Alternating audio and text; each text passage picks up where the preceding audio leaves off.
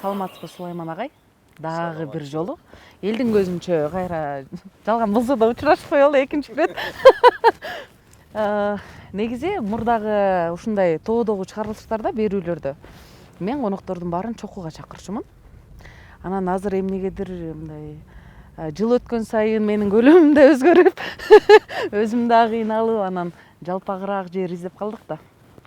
Анан адамдар бир жерде кыпчылып отурбай, кенен кесир ой бөлүшсө, жумуш тууралуу эмес, жумуштан тышкары жеке пикирлери, ой жүгүртүүлөрүн айтса, анан балким ошого кайсыл бир адамдар үчүн, көрүүчүлөр үчүн керектүү кеп болот деп сизди атайын маекке чакырдык.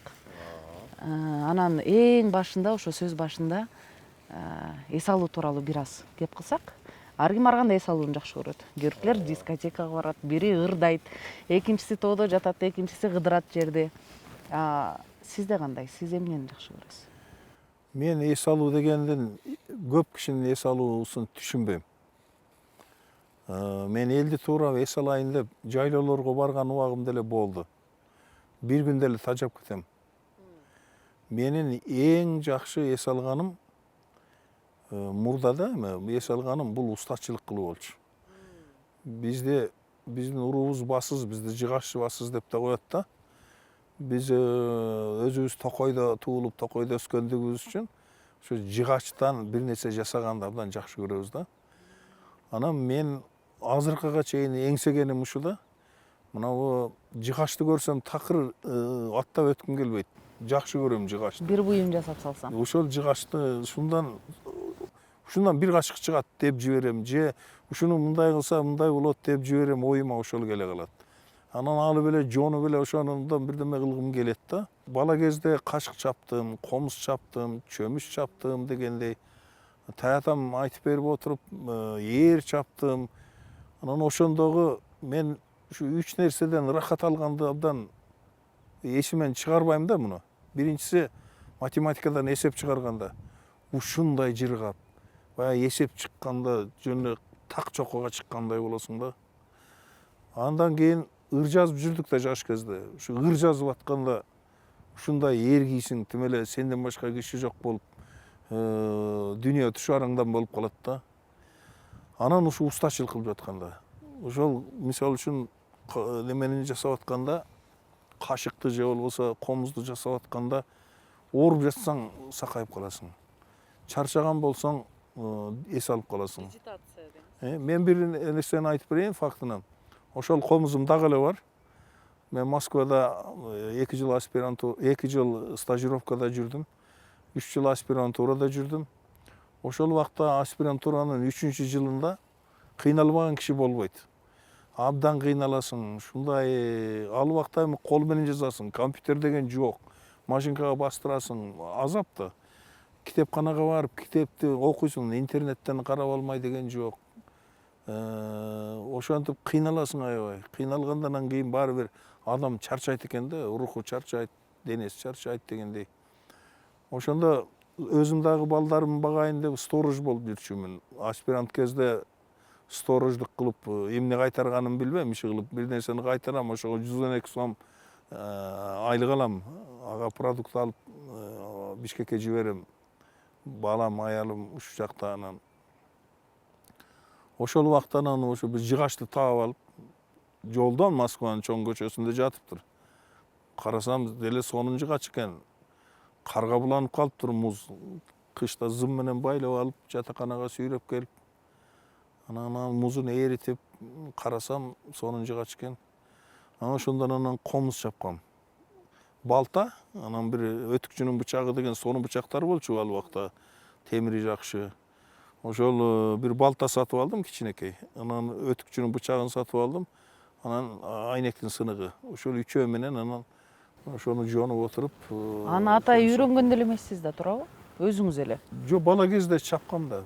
Кимден көрдүңүз эле? Бала кезде чапкам. Мен абам мени багып алганда таштан үйүнө алып барып, ошо 64-жылы 1-январдан баштап бир комуз чаап, ошо 12 күндүк каникул башталганда, ошондо жанында карап отургам. Комуз чаап берейин сага деп комуз чаап берди да. Ошону карап отуруп ошондой үйрөнүп алгам. Анан кийин өзүм чаап жүрдүм. Анан ошол Москвада чапкан комузум азыр деле бар да, мен тамашалап коем. Орусияда комуз чапкан эки эле киши бар. Бирөө Токтогул, бирөө мен. Токтогулдугу жоголуп кеткен, меники бар деп. Анан негизи сиз менен көбүрөөк баарлашкым келген тема бул интернет. Жана көбү комментарийде жазып, тамашалашып, жазып калышат ар кандай пикирлердичи. Анан арасынан көп көзүмө чалдыкканы, ой, ушу интернет чыкпаса Кыргызстанда ушунча жинди көп экенин билбей калмакпыз депчи. Баарыбыз эле жинди турбайлыбы деп. Анан негизи ушу ааламдашуу заманында техниканын көбөйүшү, баарыбыздын жашообуз, жумушубуз, баскан турганыбыздын баары интернетке байланып калган заман сизге кандай келип атат? Сизге ушундай ыңгайлуу, ушундай болушу керек деген пикирдесизби, же өтө мындай ар бирибиздин жашообуз мындай ачык эле болуп атпайбы, бири бирибизге көрсөтүпчү? Же бул өтө ашыкча эле, чектен ашып кетип атабыз деп ойлойсузбу? Жок, бул өзү интернеттин чыкканы жакшы эле. Интернет бул билген кишиге абдан чоң мүмкүнчүлүк. Пайдасын ала билсе. Мына мен мисалы үчүн илим изилдегенде ошо интернетти аябай пайдаланам. Маалымат жыйнаганда, дагы биз билбегендерди билиш үчүн ошо бир мүнөттүн ичинде мурда жылдап издегениңди таап ордуна коюп коесуң. Жана башында айткандай китепканага барбайсыз. Ооба. Китепти аңтарбайсыз. Ооба, отурбай эле үйүңдөн отуруп дүйнөдөгү баардык китепкананы кыдырып чыгып коесуң. Бул кандай керемет. Илимпоздор үчүн мындан башка дагы эмне керек? Мына ошол жактан алганда бул абдан жакшы. Бирок ар кандай нерсени жаманга пайдаланса болот да. Мисалы үчүн ушак, машак ардемеге пайдаланышат. Анан турмуштун башка жактарында көрсөтүп жайып жиберишет. Бирөөдөн өч алыш үчүн атайын мүмкүнчүлүк көп да азыр. Анимациядан менен бир нерсени жасап туруп, бирөө тууралуу жасалма бирдемени коюп коет. Аны ажыратып алыш өтө кыйын болот. Чын эле ушул киши экен деп ойлоп калат элдин баардыгы. Ошондой нерселерди жасап, адамдар жакшы нерсени да жамандык үчүн колдонуп койсо болот экен да. Бул адамдын бир нерсесин ачты, бул өзгөчөлүгүн интернетчи. Адамдар негизи ушул ачылып чачылып бир нерсесин ачык айтууга ушундай муктаждыгы бар окшойт да. Кээ бирөөлөр бар интернетте, билесиң го, баарын айтып салат, сүрөтүн тартып коюп коет. Анан булардын баардыгы ушу кээ бир кишилерде муктаждык болот экен да ошондой. Ал эми алардын эң кыйындары ошо чыгаандар ошентип атат. Чыгаан эмес, ошону айта албай, бирок өзүнүн компьютеринде сактап жүргөндөр канча толуп жатат да. Анан бирөөгө жамандык кылыш үчүн колдонуп жиберип атат интернетти. Ушулар туура эмес, бирок менин билишимде кийинчерээк мунун баардыгы азыр башталышы бул. Бул биз азыр чокуга жетип калдык деп ойлоп атабыз да, жок. Бул интернет, булардын баардыгы башталыш эле да. Анан кийин бул мыйзам менен текст келет. Мыйзамдар чыгат. Кимдин эмне кылып атканы көрүнүп турат. Жана чиптер менен жүрүп калабыз. G5, G6 деген келет. Анан ал убакта кимдин эмне, кайда жүргөн, эмне кылып атканы, эмне сүйлөп атканын баарын көрүп турууга болот. Биздин доор бүткөндөн кийин келсе экен ошол заман. Эми адамдар билбейм ал убакта кандай жашайт, себеби адамдарда кандай болгондо дагы эч кимге айтпаган, эч кимге көрсөтпөгөн бир сырлары да болуш керек да кишининчи. Өзүнөн да жашырып, өзү дагы кайталап айтпаган, бирок дайыма купуя эстеп койгон сырлары болот ар бир кишинин. Ошо сырлардын баардыгы билинип калат да. Анан ал билинип калгандан кийин жашоо кандай болот? Ал убакта биз болобузбу, болбойбузбу? Кызык эмес го деп ойлойм да. Ошо кызыксыз. Эгерде мына көчөдө кетип атсаңыз, кимдин эмне ойлоп кетип атканын баардыгын ойлоп билип турсаң, ал кандай болуп калат? Азыр деле адамдар билет да, мисалы үчүн көчөдө баягы жаш келип калганда, тажрыйба көбөйгөндө, көп адам менен сүйлөшүп мындай баарлашкан кишилер билип калат көчөдө кетип аткан, муну ойлоп кетип аткан экен, бул ою бул экен деп. Ооба. Анан ошо интернеттен, соц тармактардан таанып билип калып атышпайбы? Мисалы баягыда мени унаа менен баратсам майы кызматкери токтотуп, анан терезеден баш баксам, саламатсызбы, уулуңуз чоңоюп атабы? Эмне Фейсбукта достугумда барсыңбы дедим да дароо. Ал да ооба деп тамашалап. Сапсары балаңыз барго депчи, анан таптакыр тааныбаган, мурда көрүшпөгөн адамдар билип атса, жеке жашоомду, баламдын чоңоюп атканын көрүп атыптыр, анан ошондо эми ойлоно баштадым, ушунун баарын жүктөштүн кажети барбы депчи. Анан сиз соц тармактарды көп колдоносузбу же жөн гана мындай байкап лентаны окуп турасызбы? Жок, колдоном мен, колдоном. Эми мен өзүмдүн кесибим үчүн аябай эле колдоном. Программаларды мен атайын 47 жашымда акча берип компьютердик курска окуганмын. Компьютерди туура эмес колдонгон кишини жактырбайм. Азыр компьютер биздин минген атыбыз. Ал колубуздагы ручкабыз, компьютер ошол. Алдыбыздагы дептерибиз, кагазыбыз ошол компьютер. Анан ошону жакшылап колдонбой аткан окумуштуу же мындай интеллектуал адам, ал абдан чоң кемчиликтүү киши да. Мисалы мен кандай документ болсо дагы мындай караганымда ал жогору жактан келеби, ылдый жактан келеби маанилүү эмес. Караганымда эле биринчи ошо тексттин кагаздын үстүнө жатышынан билем. Муну сабаттуу киши жазганбы, сабатсыз киши жазганбы, балким грамматикалык эч ката жок, балким орфографиялык эч ката жок. А бирок тексттин кагаздын үстүндө жатышы ошол кишинин жүзүн көрсөтүп турат да. Мына көп эле документтерди көргөндө мен чынын айтайын жийиркенем. Караганыңда ошого чоңдорубуз кол коюп койгон болот. Бул өзү ар кандай нерсени тыкыйтып, өзүнүн эрежеси менен өзү кандай болушу керек болсо так ошондой жасаса, бул дүйнө көркүнө чыгат да. Компьютерде деле ошондой. Анан ооба дегенде оба деп жаза берсе, анан үтүр койбой, чекит койбой. Келтам, бартам. Келтам, баратам. Жатотам. Сылымы деп коет, салам дегени го дейм ал. Эки там гана еп. Ооба, анан кийин ошондой кылып, азыр эми компьютерный язык, компьютердин тили, баардык дүйнөдөгү тилдердин компьютердик варианты чыгып калды да азыр. Ошондой, ошолордун баарына кийин болбойт, тыюу салынат. Ооба, мен сизден ошо негизги башынан сурайын деп айланып келатканымдын себеби өтө уруш көптөй да интернеттечи. Мурда мындай тааныбаган адамдар менен сүйлөшпөй өтүп кетесиң, мисалы капталдапчы, ар бирине оролуп пикириңди айтпайсың. Мен мындай ойлоном, сен да ушундай ойлон. Мен мондай жашап атам, сен дагы ушу мендей болуп жаша дебейсиң да, дечү эмеспиз да. Тааныштар менен, өзүңдүн чөйрөң менен, досторуң менен, туугандарың менен, анан жумуштагы коллегалар менен, кесиптештер менен сүйлөшөсүң. Анан азыр ал жактан деген дүйнөнүн булуң бурчунан отуруп алып согушуп атпайлыбы? Ооба. Өзүнчө эле 3 дүйнөлүк согушпуз да, Кудай анын бетин ары кылсын, бирок негизи мындай негатив көбүрөөктөй да. Ооба.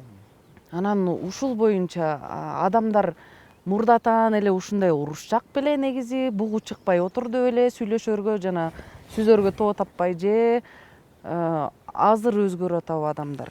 Жок, ал адамдардын өзүнүн табиятында ошондой нерсе бар да. Адамдардын ошол адамзат тарыхынын баардыгын карап келсең, баардыгы согуштан турат. Баланча менен баланча согушкан, баланча мамлекетти кыйратып салган, мындай болгон, анан деп бүт эле ошондон да адамзаттын өзүндө ошо бул адамзаттын турмушунун өзүн жараткан ушундай жарыш кылып жаратып койгон да.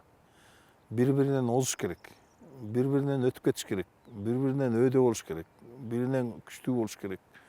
Ошентип жарыш кылып койгондугу үчүн балким турмуштун кызыгы ошондой болуш керек. Анан кийин жеке адамдар эмес, топ пайда болуп, улут пайда болуп, мамлекет пайда болуп келгенден анан мамлекеттин ортосундагы ошо бети жок күрөш башталды да.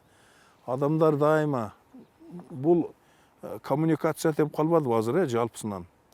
Ошо коммуникациянын бир түрү мушташ. Мисалы үчүн эки киши жолдон учурап калган болсо мурда, ал күч сынашкан да. Кандайсың, эмнесиң дебей, каяка баратат деп мушташып көрүшкөн да. Бул айвандарда да бар да. Мисалы үчүн эки бирин-бирин тааныбаган ит талаада учурап калса сөзсүз талашат. Анын жарашы болушат. Эми ошол айвандарда болгон инстинкт түрүндөгү ошол касиет адамдарда да бар да. Анан адам маданиятташып кетет, чыгармачылык болот, адамдын өзүнүн табияты ошондой да. Анан кийин жүрүп отуруп, анан кийин этикалык нормалар иштелип чыгат. Ошондон жүрүп отуруп анан баягы уруш талаш азайгандай болот. Бирок азайбайт ал. Мурда жалгыз кишилердин ортосунда боло турган болсо, кийин топтордун арасында болот. Анан мамлекеттердин арасында болот. Бейгүнөө кишилер миллиондоп кыйрайт. Ошондой табият өзү адамды ошондой жараткан. Демек бул көнүмүш көрүнүш экен да. Аны мен жалаң кыргыздар урушчак болуп баратабыз, мурункулар карапайым жөнөкөй кеңпейил кыргыз эле, анан азыркылар бузулуп кетиптирбиз деп өзүмчө кайгырып аткан турбаймынбы, себепсиз? Эл менен иштей берсең, мындай эл сынагыч болуп калат экенсиң, адам сынагыч, эл сынагыч болуп. Ошондо мен дайыма айтам ушу, кыргыз деген кыргыздардын катасы көп, туура эмес жерлери көп, абдан жаман жактары көп аябай. Бирок ошол бүткүл жаман жактарын, тетир жактарын бардыгын кошуп алганда, жакшы жактары менен кошуп, башка дүйнөнүн эң мыкты деген элин айтчы, ошондон жок дегенде 10 эсе жакшы. Себеби баягы кыргыздар мындайбыз деп биз өзүбүз ушундай дейбиз да, бирок башка элдерде андан жамандарын көрөсүң да. Шумдуктар бар да, бирок алар эч качан ошонусун бир улуттук кемчилик деп эч качан айтпайт. Биз бирдеме болсо эле кыргыз ушундай деп туруп, биз улуттук кемчилик кылып жалпылаштырып айтабыз да. Демек алар башка адамдарды бири-бирин артыкчылыгы менен дагы, кемчилиги менен дагы бирдей жөн гана адам катары кабыл алганды билет. Ошондон кабар берет да, туурабы? Эми алар мындай алганда мына монуку туура эмес, кемчилиги деп эсептебесек. Мындай алганда ошо кыргыздардыкы туура алардыкына караганда. Себеби коллективдүү сын айтылып калат да кыргыздачы. Бир нерсеге коллективдүү сын. Себеби биздин Европада мисалы үчүн коомдун негизги өзөгүн бир киши түзөт. Жеке кишинин каалоосу, жеке кишинин укугу ал эң башкы укук да. Бизде андай эмес да. Бизде коомдун өзөгүн бир киши түзбөйт. Жок дегенде үй бүлө түзөт. Үй бүлө өзүнчө коом, мамлекеттин кичинекей бөлүкчөсү. Ошол түзөт. Макулдашпай, бири-бирине жардамдашпай, ортоктошпой эч нерсе чечилбейт. Европада ар ким өзү чечип атпайбы? Ар ким өзү чечкен жакшы да. Бирөөнүн пикиринен көз каранды болбой. Көз каранды болбойт да. Бул себеби синергетика деген бар. Мисалы үчүн үй бүлөдө 5 киши болсо, бешөө чыгып алып туруп ар кандай иш жасаса, ошол 5 кишинин жасай турган ишинин суммасы эмес, андан бир канча эсе көбүрөөк иш жасайт да. Чогулуп жасаган иштин керемети ошондо да. Ал жалгыз бөлүнүп жасаса, ал аз жасайт. Ошонун баарын бириктиргениңде, биригип алып жасаганга караганда сөзсүз аз болот. Көңүлүнө топ келбесечи, бири бизнес кылгысы келет, экинчиси уста, үчүнчүсү ырчы дейт, төртүнчүсү жазуучу. Кантип бириктиребиз андайларды? Мейли, мен жөн эле мындай мисал катары жалпылап айтсам да, бирок кандай болгондо дагы баары бир үй бүлөдө болгондо күчтөр баары бир биригет да. Болуптур, бирөө жазуучу болсун. Анын дагы бир жасаган иши бар, коомго таасири бар. Бирөө айталы чабан болсун. Анын дагы өндүрүп койгон материалдык дүйнөсү бар, мисалы. Бирөө болуптур, учкуч болуп кетсин. Анын дагы кылган иши бар. Ошолордун баардыгы бирип келип эле баардыгы ошол ар бир иштин энергетикасы биригип үй бүлөнүн күчтөндүрөт да. Үй бүлөнүн баягы рухий чоң мындай ой кампасы дейбизби, эмнесине энергетикасына айланат да. Ошентип атырып анан ошолордон чогулуп уруулук, анан элдик, анан улуттук болуп биригип кетет да. Бирок азыр статистика менен эсептегенде деле мурдагыдай толук кандуу үй бүлөлөр жокко эсе деп туура эмес айтып койдум. Аз. Анткени жылдан жылга үйлөнгөндөргө, жаңы үй бүлө түзгөндөргө караганда ажырашкандар көбүрөөк. Анан бул деген демек жана буга чейин түптөлгөн жанагы үй бүлөлүк система, коомдук система деген бузулуп атпайбы? Демек биз ыңгайлашып ошого жараша биздин жанагы система, ушундай көз караштар дагы өзгөрүшү керек да, туурабы? Же биз кайра кайтарышыбыз керекпи? Негизи Моундай үй бүлө болчу эле, азыр дагы ушундай болсун. негизи эгерде адамдар чындап эле бактылуу жашайбыз десе, чындап эле өмүрүн бекерге коротпой, пайдалуу жумушка сарптайын десе, сөзсүз түрдө кээ бир нерселерден баш тартууга туура келет. Сөзсүз түрдө тыюу болуш керек. Тыюу, кыргыздын тыюулары бар да. Ким тыйышы керек? Мисалы үчүн мыйзам менен тыйса болот.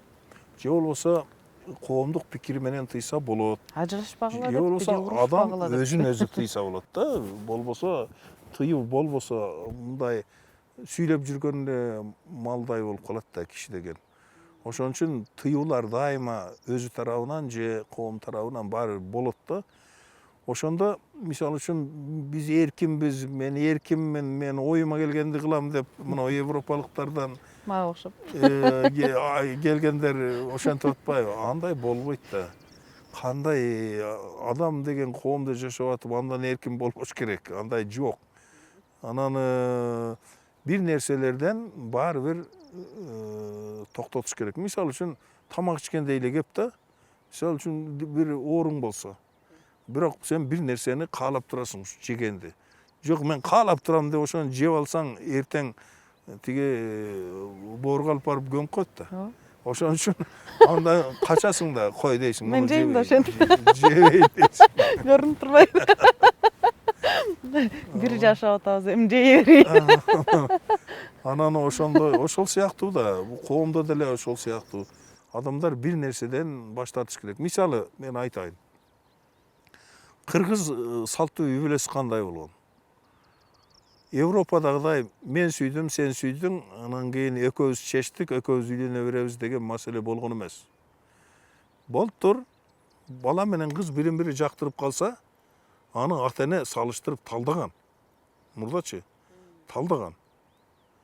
Ата эне өзү дагы, баланчанын кызы ошол менин уулума ылайык экен деп өзү болжоп, анан ошону сүйлөштүрүп, анан кийин үй бүлө курган. Ошол үй бүлөлөр абдан бекем болгон да.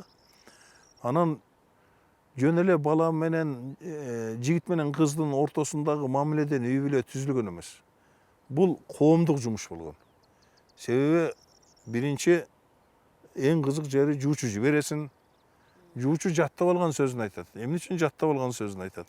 Себеби жөнөкөй импровизация кылып эркин коюп койсо, ал ката сүйлөп коюшу мүмкүн. Ортосунан бир сөздү туура эмес кошуп койсо эле мамиле бузулуп калат. Себеби бул өтө кылдат маселе. Үй бүлө куруудай кылдат маселе жок. Жуучу барып туруп ыр түрүндөгү жаттаган сөздү айтат. Айтканда анан тиги дейт. Себеби жаттаган ошо 5-6 саптан турган ыр бул код. Ошону айткандайын анан анда түшүндүм, мен урук тууганым менен сүйлөшүп анан жооп берейин деп коет. Анан урук тууганым менен келип сүйлөшүп ошентет. Анан той берет. Мына тойлордун баардыгы жөн болгон эмес. Себеби ошол коомдук иш. Менин, сенин же болбосо үйлөнүп аткан бирөөлөрдүн эле жумушу эмес, коомдук иш. Ага баардыгы катышкан. Кошумча кошушкан, акча беришкен, акча кеткен. Анан көп сөздөр айтылган, тилектер тиленген. Ошондон кийин баягы экөө эле чечип, анан кийин биз бүгүн ажырашып атабыз ата деп рапорт берип койгон эмес да. Себеби аны дагы коом чечкен. А жана кошумча бергенде азыркыдай бул мага муну берди эле, мен ага мынча берем деп эсептешүү болчу беле? Жок. Азыр ошондойго бул мага 5000 алып келди деп атайын күндөлүккө жазабыз. Жок, аны жаман түшүнбөш керек. Туура жазыш керек, эмне үчүн болсун. Анын жаман жагына буруп эле түшүнө бербеш керек да. Кыргыздын ошо салттары болбосо, кыргыз буга чейин келмек эмес, аман эсен жетип келмек эмес. Себеби мисалы үчүн болжоп коет. Мен мага бир кой кошто эле. Менде жок дегенде бир кой кошоюн. Бир козу кошто эле, мен кой кылып кошоюн деп коет. же болбосо мага бир кой кошту эле, мен эми козучалык эле чамам бар, козу кошуп турайын деп коет. Өтүшүп кетет дейт. Өтүшүп кетет деген сөз бар кыргызда. Анан тууганчылык мамилени бекемдөөнүн жолу ошол болот, каражаты.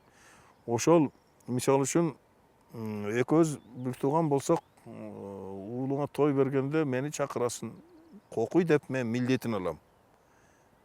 Той берип атыптыр кокуй күн. Менин жасай турган сөзсүз ишим болот.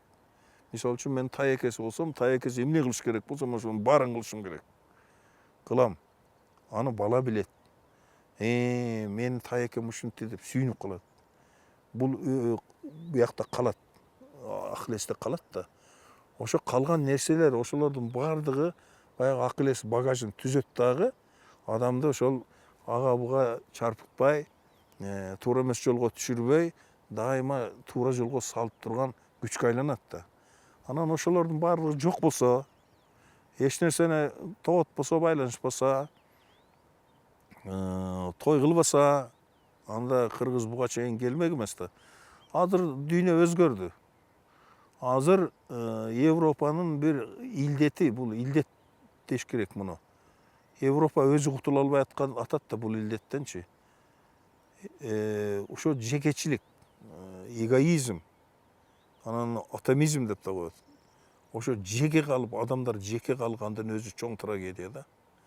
Ошо жалгыз калып, өзүнүн тагдырын жалгыз чечип, жалгыз басып, жалгыз туруп калган бул болбойт да. Ошону кыргыздар андай кылган эмес. Ошондуктан кыргыздардын турмушу оңоюраак өткөн көбүнө караганда. Уюшкандык менен маселе кылган. Мисалы, кеңешип кескен бармак оорубайт дейт. Кеңешип кескен бармак оорубайт. Бул сөздө өтө чоң маани бар да. Ошол адам өзү коомдошуп жашаш керек. Адам ошондой жаралган өзү. Адам эмес, айбан деле коомдошуп жашаш керек. Мисалы үчүн кумурскалардын коомдошкону, арылардын коомдошкону эми ушундук да, эч бузулбаган мыйзамдары бар да булардын. Анан калган жаныбарлар деле ошондой коомдошуп. Алар ушакташпайт, анан урушпайт да. Урушат да. Анан кийин адам деген алардан айырмаланып, мындай өнөр чыгарып жиберчү өзгөчөлүктөрү бар да. Ар кандай нерсени айбандар жасагандан абдан көркөм сонун кылып жасайт да. Анан негизи мына оң терс деген түшүнүк бар эмеспи? Биз кыргыздардын бир чоң кемчилиги ушул тетири жагына буруп түшүнөбүз ар кандай немени. Ар кандай немени тетири жагына буруп алабыз. Мына кошумча кошкон десе, кошумча кошкон жаман деп чыгат. Кошумча кошкон жакшы да. Жакшы да, ал жөн эле вложение деп орустар айтат го, ошондой кеп да. Мисалы сен канча берсең, учуру келгенде сага ошончо келет. Келет да. Анан канча алсаң, ошончон дагы бересиң. Анан бербей эле ал меники деп эле отура бергенде анда коом болбой калат, улут болбой калат да. Биздин улуттун өзгөчөлүгү ошол кандай болсо дагы, мына биринчи үй бүлө, анан кийин топтон урук, анан уруу, анан эл, анан улут, канат бар ортодо. Анан канат, анан эл, анан уруу, неме улут болуп кетип атпайбы. Мына ушул баскычтардын баардыгында өзүнчө мамиле нормалары бар да. Ооба. Бирок ал баскычтар бизде бузулду да, мен жогоруда айткандайчы. Анан азыр уруу дегенде көп уул кыздар атасын тааныбаса, көрбөсө анын уруусун кайдан билет, апасынын уруусу менен, үй бүлөсү менен чоңойтат да, тайлары мененчи. Ал мүнөздүү эмес да. Ал мүнөздүү көрүнүш эмес. Ал мына Бишкекте же дагы бир шаарларда 5-10 киши да, 100 киши, 1000 киши болсун. Алар айрымдар да. Ал айрымдарды көрүп алып эле анан ушундай экен дей бергенге болбойт. Мисалы бизде кийинчерээк дагы бир илдет пайда болду да. Мына биздин саясатчылар, айрыкча депутаттар, көбүнчө сабатсыз кишилер депутат болуп алат. Анан бир нерсе деп айтыш керек да. Бир нерсени табат да, анан ошону ойлоп чыгып анан ушинтип башташат. Мисалы илгери Кыргызстанда окуу жайы көп дегенде бирөө айтып коюп, Кыргызстанда окуу жайы бар. 50 окуу жайы бар деп ушул окуу жайына жылдап 5 жылдап 10 жылдап асылышты. Анан кийин акыры бул өлкөнүн башындагы кишиге жетти. Анан ал айтат, мен дейт бул кызматтан кеткенде Кыргызстанда 9 гана окуу жай калат деп санап берди. Анан ал кетти.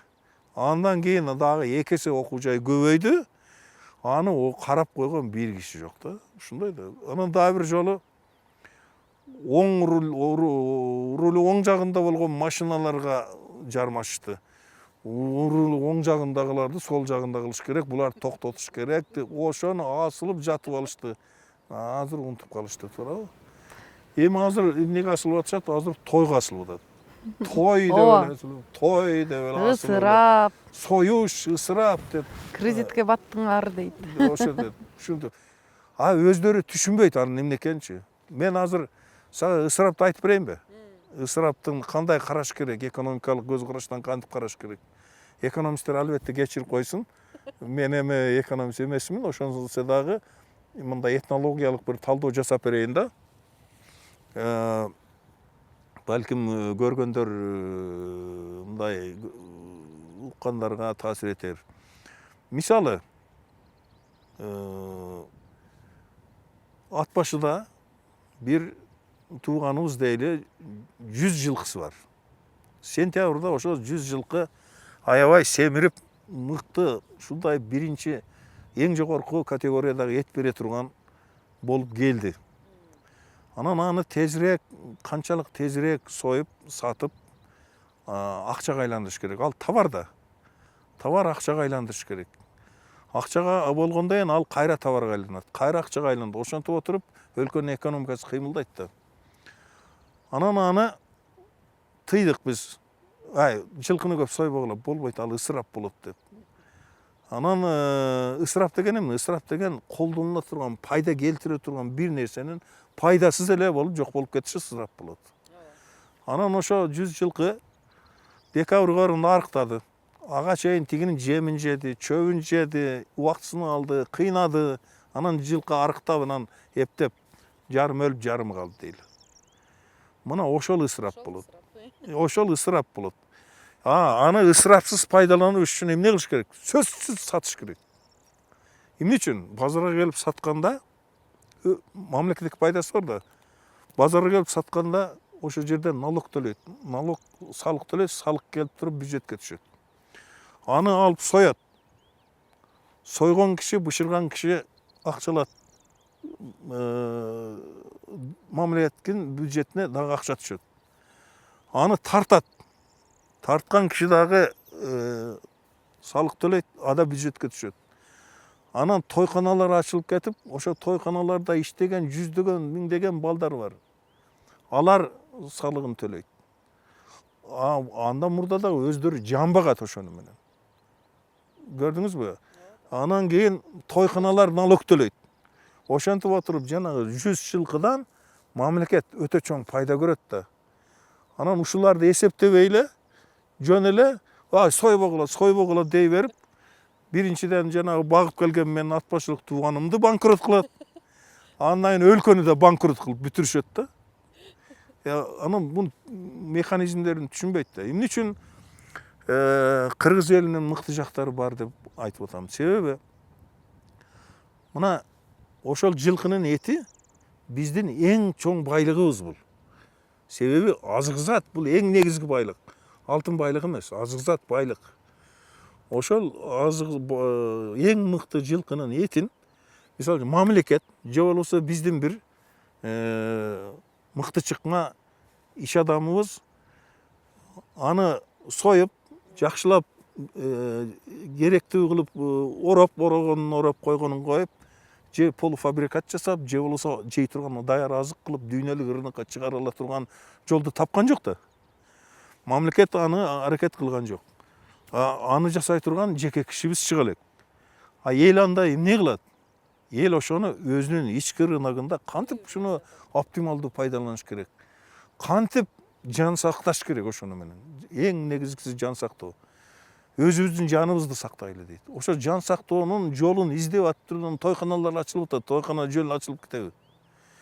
Тойканалар ачылып атат. Анан ошол малдын баардыгы эт болуп элге таркап атат. Кыргыздардын акылдуулугу ушунда турат. Ошону жасап жатып, бул өздөрү пландап билип жасаган жок. Бирок ошол жолго турмуштун объективдүү жолу алып келип атат да. Мына ковидтен кийинки убакта адамдар эмне кылыш керек? Иммунитетти көтөрүш керек. Иммунитетти көтөрүш үчүн экологиялык таза тамак жеш керек. Анан ат башынын жылкысынын этинен өткөн ошондой экологиялык таза эт барбы? Ошону алып келип туруп тойканаларда алып келип көтөрүп кетип атат, ар ким. Ар ким көтөрүп кетип атат. Аны кошуналары менен, башкалары менен кошулуп жеп атат. Биринчиден элге ошол экологиялык таза иммунитет көтөрө турган азгы зат таркаган болуп атат. Таркаган болуп атат да. Бул абдан керек учурда мына ушул жасалып атат. Муну эл өзү эле өзүнүн турмуштук практикасынан келип эле ушуну пландап отурбай эле өзүнөн өзү жасап атат да. Ушу туура жолго түшүп кетти да. Тойканалар көп ачылып кетти да. Ага эми мынтип чыгарып алыптыр бирөөлөр. Тойканадагы орундарды азайтыш керек. Азайтып эмне кыласың? 10 жылкысы болсо, онун да сойсун, миллион кишиге таркатып берсин. Ал азык зат болот. Анан экинчиден мамлекеттин бюджетине акча түшөт андан. Биздин ар бир кишибиздин колундагы байлык ал ошонун эле өзүнүн байлыгы эмес. Ал мамлекеттин байлыгы. Ошон үчүн бизде бай кишилер көп болуш керек.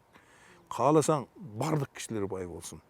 Ошол налогун төлөсүн байлыгынан. Биз байларды жакшы көрбөйбүз да. Мамлекет жок, ал Бөлүшпөйбү деп. Ал социализмден калган калдык, түркөйлүктөн жаман көрөт. Ал деген жаңы бизнес ачып, чоңураак бизнес ачып же чет мамлекеттик башка бир чоң ири фирмалар менен келишим түзүп, иштешип, дагы сырткы рынокко чыгайын десе, ушундан көрө монча кем багалга жардам берип койсоң бир нерсе болот белең, кем калат белең деп доорунушат го. Андай болбойт. Ал эми коомдун өнүгүшүн түшүнбөгөн, социализмден калган ошо калдык аң сезим бар да. Негизи адамдар бай жашаш керек. Ошо байлыгы менен ошо налогун төлөп, мамлекетти колдоп, мамлекетти да бай кылыш керек. Мамлекет деген курал жарактуу болуш керек. Мамлекеттин жетекчилеринин жана депутаттарынын, башкаларынын минген машиналары башкача болуш керек. Башкача үйлөрдө жашаш керек. Биздики такыр эле тескери түшүнөт да. Велосипед тепсин деп атпайлыбы? Велосипед теп жүрсүн деп атпайлыбы? Автобус менен жүрсүн деп. Көрдүңүзбү, мэрия кызматкерлеринин баары автобус менен жүрсүн деп отчет салышат экен, автобустан байкуштар өзүлөрүн сүрөткө тартып. Эми бул баягы кедерине кеткен кеңкелестүүнө да болбосо байларды жамады. Мына мисалы үчүн мен атын унутуп калдым, эми эстесем деле айтпайм. Кухняда туруп алып бакырган бирөө бар эмес беле, коомдук пикирди жараткан. Аны тааныдык.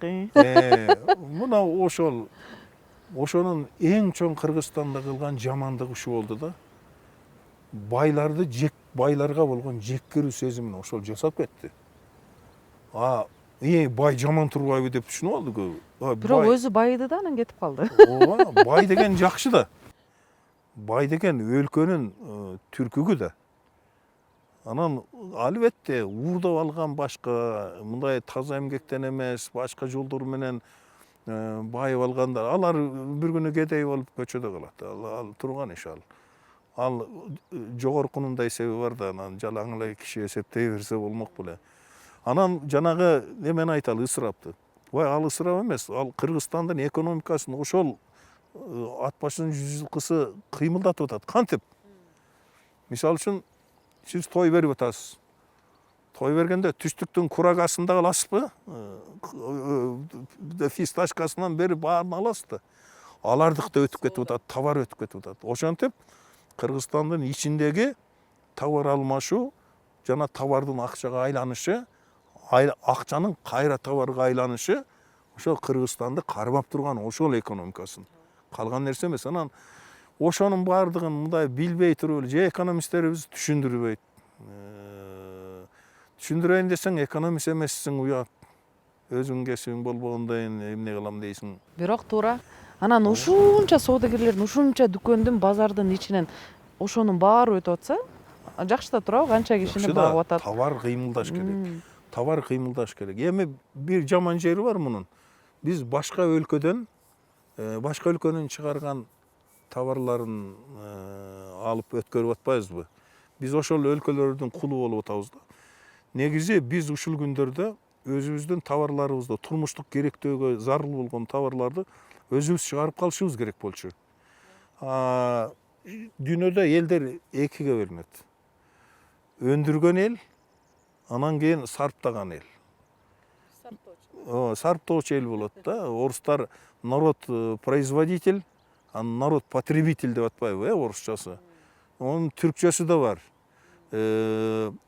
Бул өндүргөн элдер өнүгөт. Анан жанагы бирөөлөрдүн өндүрүп койгон товарын алып бири-бирине саткан эл батат, ошол бойдон жоголот да. Биз ошол түшүнбөй атабыз. Мисалы үчүн таможняда мынча акча түштү дегенде мен аябай көңүлүм ооруйт. Биз экспорттон түшүрүп аткан жокпуз да. Эгерде экспорт жасап, товарыбызды бирөөлөргө берип, ошондон акча алып аткан болсок, анда экономикабыз жарым жылдын ичинде асманга чыгат. Анан бирөөлөрдүн товарын алып келип, аны бири-бирибизге сатып, Кытайдын бир көйнөгүн Кыргызстанды 4 кытыртып, тойдон тойго алып бара бересиң. Улам барган сайын жаңы бага алат ал. Улам барган сайын жаңы болот. 1000 жолу кайра сатылып, 1000 жолу ал кийилбейт. Ошентип жүрүп анан ушуга окшогон нерселер жүрүп отуруп эми жок болот да. Адамдар түшүнө баштайт. Анан өндүрүштү планга коюш керек да биринчи. Кокустан мен бир убактым болуп калып, базардын жанында Ак Эмир деген базар бар го, ошонун жанында туруп калдым. Базарга кирип чыгайынчы деп кирип анан эмнегеди билгим келди да. Ушундай түрдүү дүйүм немелер турат, мөмө жемиштер турат. Анан мына алма каердики десем, Болгарияныкы дейт. Эмне? Бул каердики? Бул Түркияныкы. Бул кайсы жердики? Ада бир чет өлкөнүкү экен. Анан, алмабы десем, ооба дейт. Болуптур. Мен лимонду түшүнөм, болуптур. Лимон деле биз эгип алсак болот. Эмнеге лимон өспөсүн? Өсөт бизде. Анан кое турчу, мен баарын эле сурап көрөйүн деп анан бир тамашалап, бул кайдан келген деп көк пиязды айтсам, Ташкенттен келген дейт. Биз көк пиязды дагы Өзбекстандан алып жейт экенбиз. Ошо жерден мен ушул кыргыз элинин, кыргыз адамынын ушундай акыбалга түшүп калганынан капа болдум да. Анан мына петрушка кайдан? Ада Өзбекстандан. Бул помидорчу? Түркменистандан. Лимончу? Тажикстандан. Биз таптакыр эле өзүбүз эчтеме кыла албаган элбизби? Таптакыр эле ушул эле ушу көк пиязды, сабиз да башка жактан. Биз өзүбүз эчтеме кыла албаган эле шалтырук элбизби? Жерибиз бейиштей болсо, жөн эле ыргытып койсоң өсүп чыгат. Анан кийин сурап, бизде ушундай жейге турган жер жокпу десем, бирөө айтат. Чүйдүн өзүндө эле 25 000 гектар жер өстүрө турган жер пайдаланылбай турат деп. Анан биз өзүбүз ушундай экенбиз да, азырынча биз көнө элекпиз. Бул капитализм шартына көнө элекпиз. Биздин цивилизация, көчмөн цивилизациясы башка болгон. Ошол философиябыз азырынча өзгөрө элек. Бирок өзгөрөт. Себеби үмүтүм чоң да. Анткени мына биз бала кезде, студент кезде Ош базарына барсак, бир дагы кыргыз ошо жерден бирдеме сатып турганын көрбөйт болчусуң. Саткандан намыз кылат. Намыз кылат.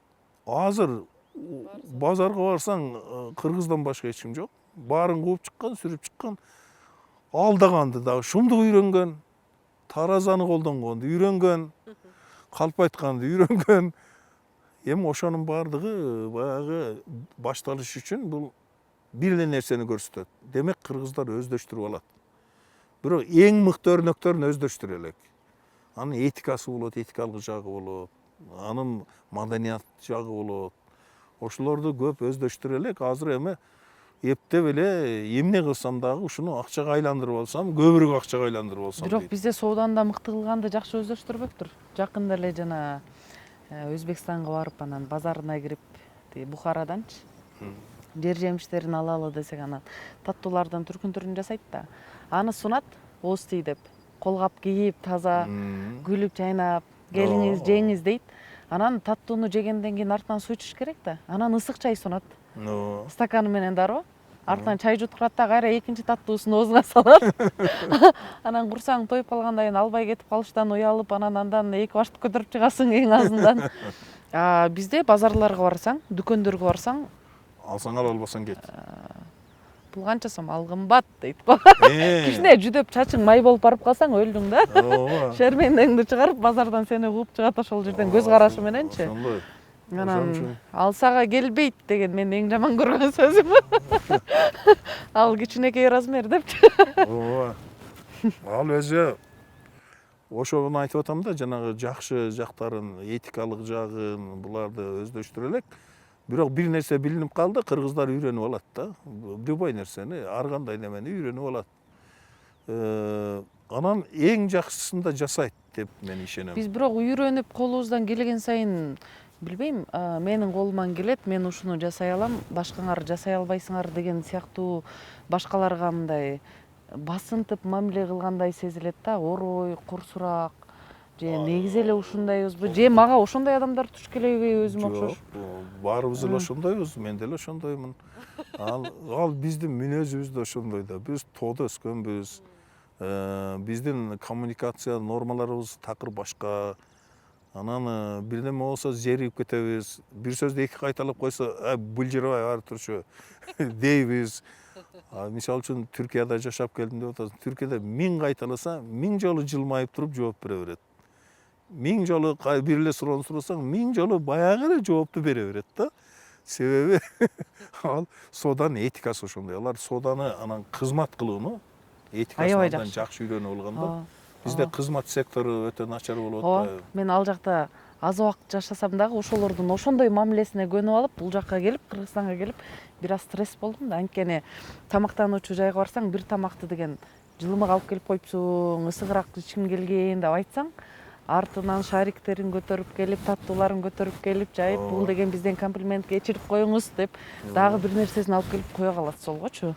Анан биздикилер жесең же жебесең жок, башка жакка барып жей бер деп мындай. Ачык эле айтат, биздикилер эми ошондой да. Бар жок ол дейт. Эмне келдиң анда дейт. Ал эмес аэропортко барсаң дагы, жана эл менен кошо барсаң, мындай карайт. Бул киши дагы ошо катардагы бирөө турбайбы? Болбосо тиги жагынан эле кирип кетет эле да деп ойлойт. Анан бетиңе айтат. Анан шылыңдайт. Эмнеге бул жерден өтүп атасыз анда дейт. Тиягына өтө бербейсиз ушул жактан дейт. Туура эмес мамиле кылат. Туура мамиле кыл, болбойт андай. Үйрөнүш керек десең, балай кал. Мамиле эң маанилүү да.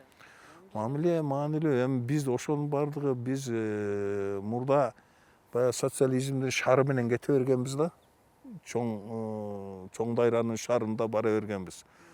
Анан биздики мындай өзүбүзчө тамтың басалы дегенибизге 30 жыл жетелик да. Анан 30 жыл деген ал тарых үчүн көзүрмеминин миллиондон бир бөлүгү да. Тарых 30 жыл менен ченелбейт. Тарых керек болсо 300 жыл менен да чеңелбейт. 1000 жылдар менен барып анан ушу өтүптүр убакыт дейт да, анан ошондо калыптанат да. Бирок кыргыз тез калыптанат. Биздин ушундай өзгөчөлүгүбүз бар. Мен буга мисалым өтө көп. Анан башка элдерге караганда биздин мышление, ой жүгүртүүбүз мындай консервативный болсо дагы, биз баардык нерсени акылыбызда сактап жүрө берген эл болсок дагы, анан жай кыймылдасак дагы көп нерсени тез өздөштүрүп алабыз да. Мисалы, биздин акыл эсибизде, мына генетикалык мээбизде ушундай бир өзгөчөлүктөр бар экен. Жаңы кесипти, дүйнөдө жаңы эле чыккан бирдемелерди биздин балдар башкаларга караганда катар коюп койсоң, эң биринчи болуп биздикилер үйрөнөт. бат эле тез эле үйрөнүп коет. Мисалы үчүн жанагы IT технология тиги булар чыкты. Анан азыр искусственный интеллект деп чыгып атат. Ушулардын баардыгынан мына мени айтты дээрсиң, кийин кыргыз балдар дүйнөгө аты чыккан балдар болот. Анан бизде өтө кызык нерселер бар. Мисалы мен таң калган эки нерсеми айтайын. Мен мынау Өмүрзак Мамаюсупов деген экс депутат ушундай билим берүүгө абдан көңүл бурган, өзүнүн айылында мамлекеттик мектепти билимкана кылып, мамлекеттик боюнча акча албайт анда. Анан ошону өзгөртүп, кайра түзүп, балдары дүйнөдө лидерлик абалга келген ушундай киши бар да. Эми ал өзүнүн тармагында революция жасаган киши. Ошонун сөзүн мен биринчи укканда таң калгам да. Биз дейт, бул мектепте өзүнүн оокатын эле тың кылып кеткен эмес дейт. Же ушул айылга абдан пайдасы болгон эмес. Же ушул областка, же болбосо Кыргызстанга эле пайдасы болгон эмес. Дүйнөдөгү 7 миллиард адамдын тагдырына таасир этем деп ойлонгон балдарды тарбиялашыбыз керек. Биздин элде ошондой мүмкүнчүлүк бар дейт да. Мен ошого абдан таң калгам. Бул демек ноокаттын бир мектебинде балдар ошону ойлой турган деңгээлге жетиш керек экен. Азыр ойлойт. Азыр Европада, башка жактарда ошол мектептен бүткөн балдар лидерлик кылат. IT технология боюнча. Эми ошол боюнча бул кыйын адамдар билинбей жүрө берет экен. Билинбей эле ошонун баардыгын жасап койду. Мен жасадым деп деле кино тарттырбайт. Жүрө берет. Ушундай да. Анан кийин дагы бир ушул сыяктуу нерсе. Түркиядан келдим. Мен Түркияда 11 жыл жашадым. Келип эле жанагы Нуска деген китеп магазин бар. Ошол жерге барам дайым. Барып эле мындай карасам, бир кичинекей көк китеп жатат. Атын окусам, кыргыздар дүйнөлүн жакшылыкка алып барат деп жазылып. Китептин аты ушундай. Чочуп кеттим. О мен не дейт? Кыргыздар дүйнөлүн жакшылыкка алып барат дейт. Койсоңчу. Китеп менен урушуп атам кадимкидей. Койсоңчу, кандай? Ошондой болобу? Деп. Нарак барып кайра кайрылып келип карасам, Абдымамбет Сариев деген кишинин жазган китеп экен. Анан бирок баягы китеп магазинде кыдырып жүрүп, оюман ушул сөз кетпей койду да. Алдыңызбы, окудуңузбу? Анан дүйнөлүн жакшылыкка алып барат дейт. Анан оюма эмне келди? Вай, 1,5 миллиард Кытайдан бир киши чыгып ушинтип айтпаса. Дүйнөнүн кыдым мамлекеттери бар, бир киши чыгып ушинтип айтпаса. Анан ушу 3 миллион кыргыздан чыгып алып туруп, кыргыз эли дүйнөлүн жакшылыкка алып барат деп жазып атса, бул жерде бир нерсе бар. Дедим да, анан кайта кайрылып келип, жанагы урушуп аткан китепти сатып алдым. Сатып алдым, окуйун деп, бирок аны мындай акыл оюңду башка мындай кылып туруп, буруп туруп окуш керек экен. Даярдык керек экен. Мен көп жерин түшүнгөн жокмун, бирок жөн китеп эмес экен. Мен азыркыга чейин ушул эки нерсеге таң калам. Ушу кыргыздын бирөө ноокаттан, бирөө билбейм кайдан, ошол эки кишиси дүйнөдөгү адамдардын тагдыры жөнүндө ой жүгүрткөн адам жана эл жөнүндө айтып атат да. Бул болот. Мен ушуга ишенем, себеби кыргыздар дүйнөгө таасир эте турган көп нерсени жасайт да. Кыргыздар жасады. Биз кабарыбыз жок да. Биз билбейбиз. Мына мен дагы бир мисал келтирейин. Мына Айтматов мисал үчүн. Маңкуртту көп эле киши жазган. Казактардан көп жазуучулар жазган. Сюжет белгилүү, образ белгилүү да.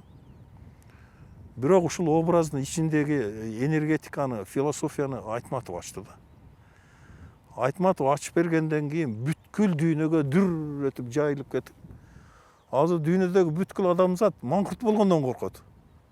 Маңкурт болбош үчүн эмне кылыш керек?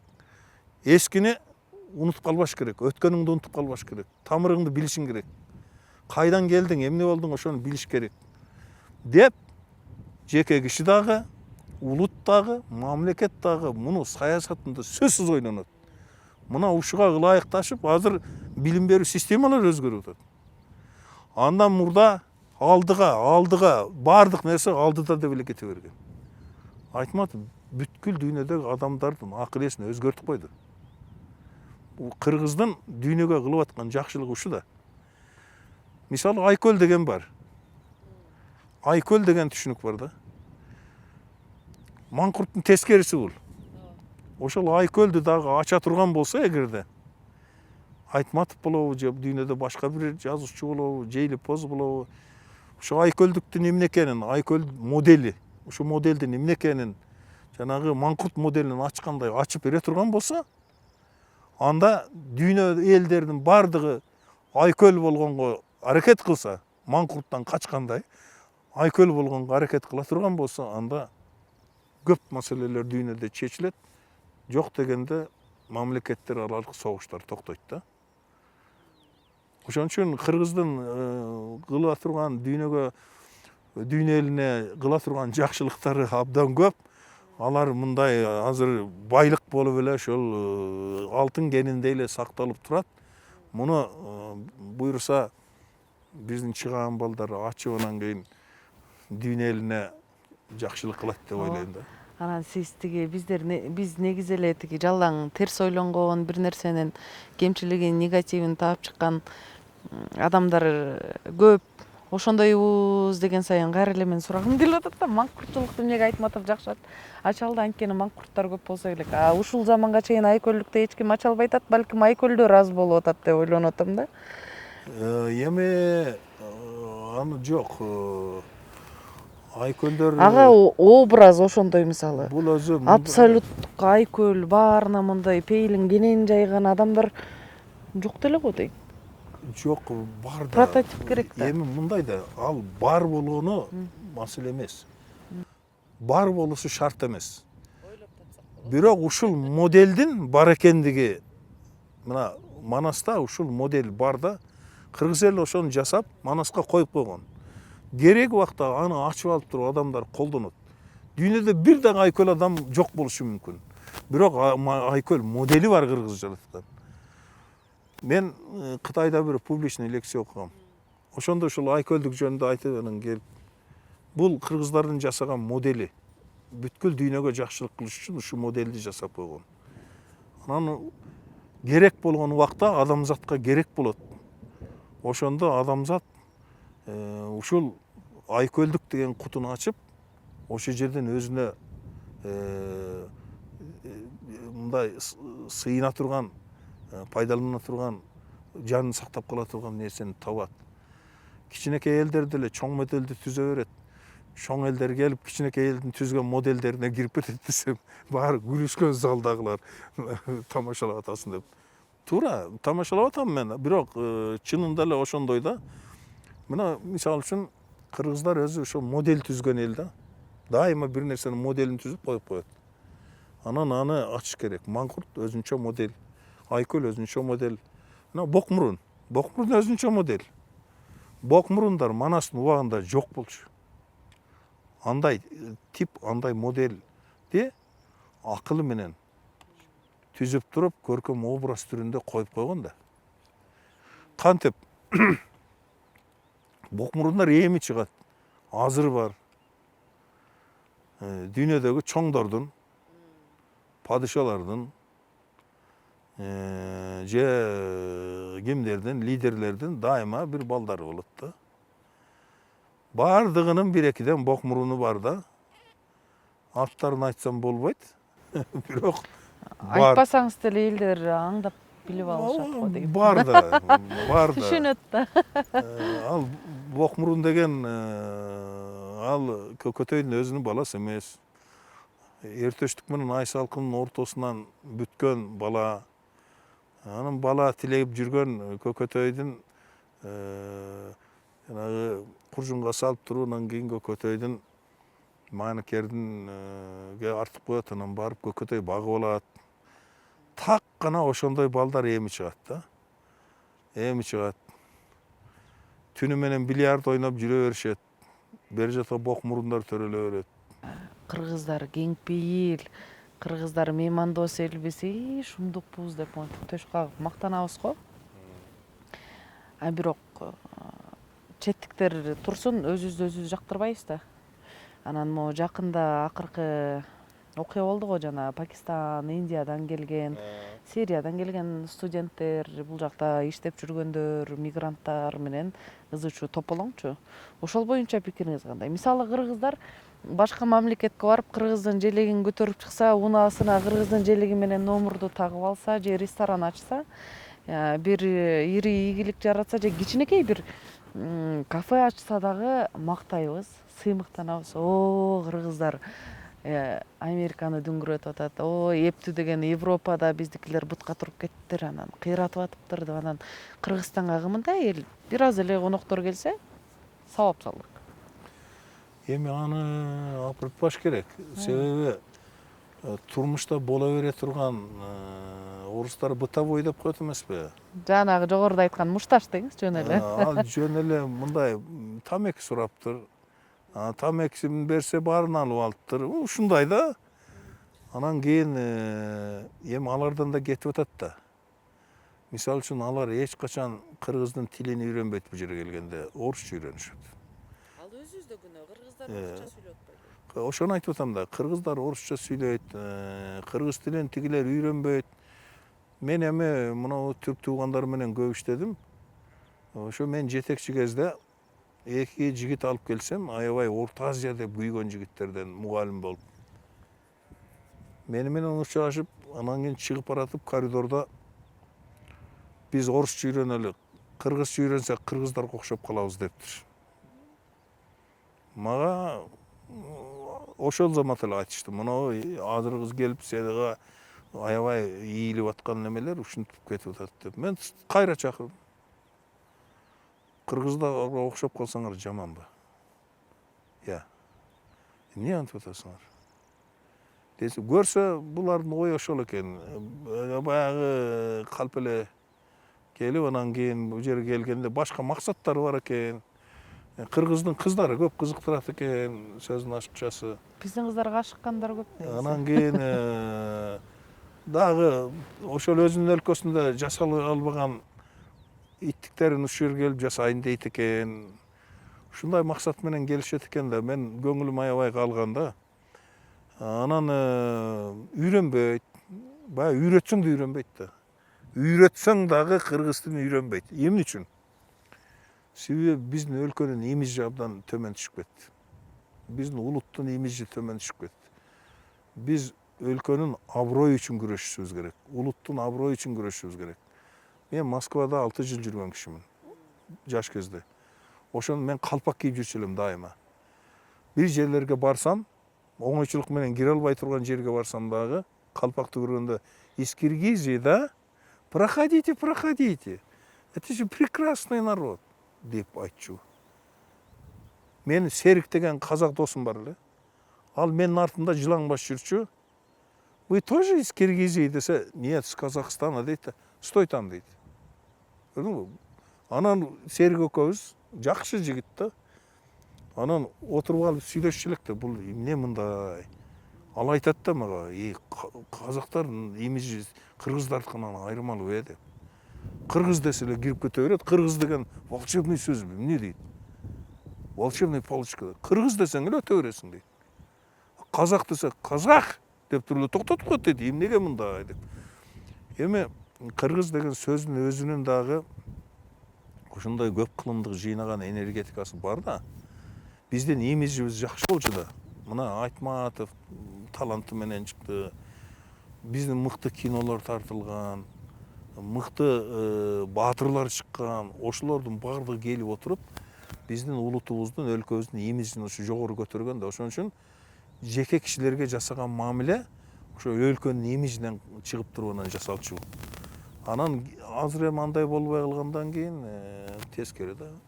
Азыр деген мисалы четке барып, мен деген Кыргызстандан келдим, кыргызмын десең, тааныбайт деле да, билбейт деле. Анан биз ошол сиз айтып аткан Советтер Союзу мезгилиндеги мен кыргызмын деген авторитетти биз эмне кылып түшүрүп алдык деп ойлойсуз? Эмне кылып түшүрүп алмак элек? Биринчиден эгемендикти алгандан кийин Кыргызстандын жетекчилери эң туура эмес мамиле кылды. Өздөрүнүн жеке мамилелери менен бир нерселер чечкилери келди. Өлкөнү өнүгүүнүн системалуу жолуна койгон жок. Ошондон алдым жуттумдар, балекеттин баардыгы ошол жерден өсүп чыкты. Анан эл аралык деңгээлге өсүп кетти. Алдамчылар чыкты, калпычылар чыкты.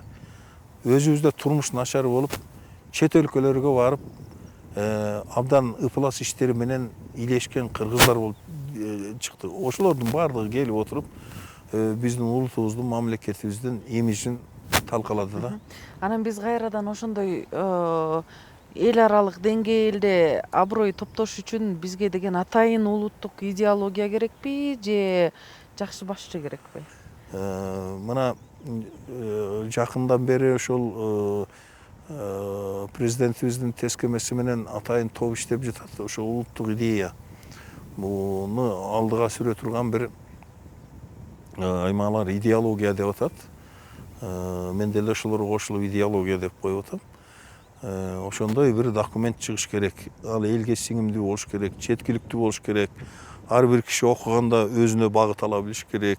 Бирок бир китепте эле эч нерсени чечпейт да. Ал деген системдүү түрдө ар багыттагы бардык адамдарды мындай бир чекитке алып келип, бир ойгондуруу үчүн Макта илимий, академиялык китептерди турмушка колдонуу кыйын болот.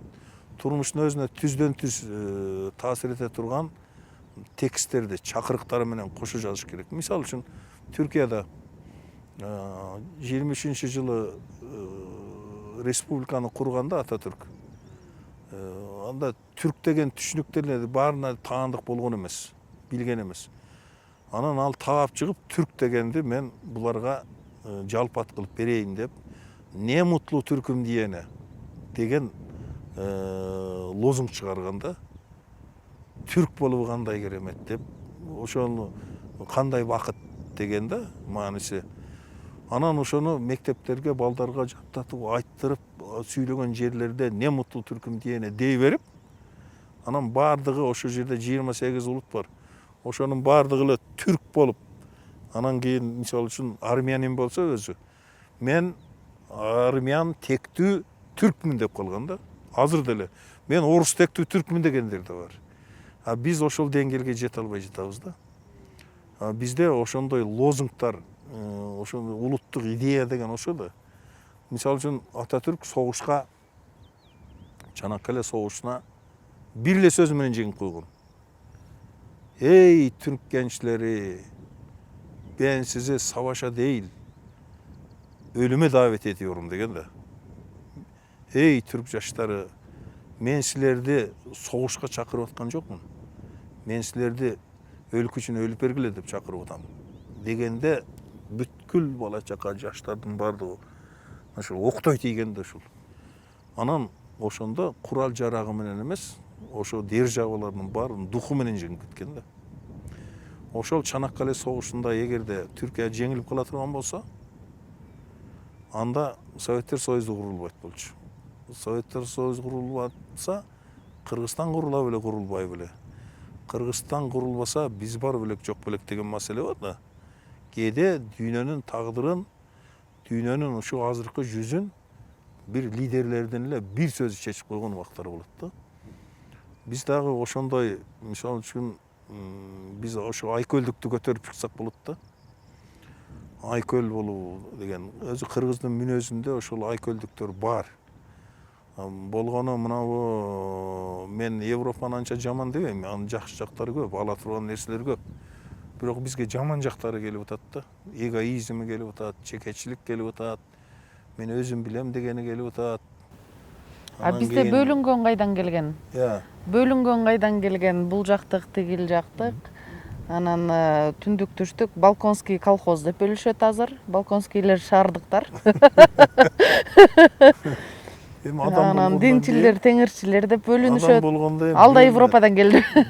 Адам болгондон кийин кичине бөлүнөт, бирок аны чоң саясатка айландырып жибериш керек да.